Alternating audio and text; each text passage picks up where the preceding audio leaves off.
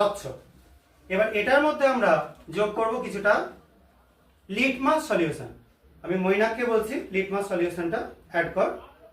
এটাকে হাতের মধ্যে তুলে নেবে, তুলে নেওয়ার পর তার মধ্যে লিটমাসটা যোগ করবে। ঠিক আছে, চলো হাতে তুলে নাও, লিটমাস যোগ করো। এটা দেওয়া হচ্ছে ব্লু লিটমাস। ব্লু লিটমাস দেওয়ার পর কি কালার হয়ে যাচ্ছে, আরো যোগ কর আর একটু।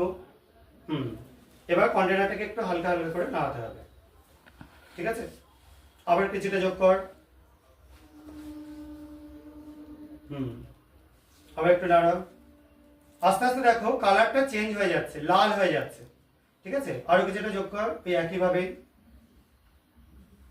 বেশ, এবার ছেড়ে দে। এই যে জিনিসটা তৈরি হচ্ছে, এটা কেন হচ্ছে, এটা একটা ইন্ডিকেটর সলিউশন রয়েছে। যে সলিউশনটা আমরা যখন অ্যাসিডের মধ্যে চোবাবো, মানে অ্যাসিড যোগ করব এই সলিউশনের মধ্যে, তখন এটা লাল হয়ে যাবে।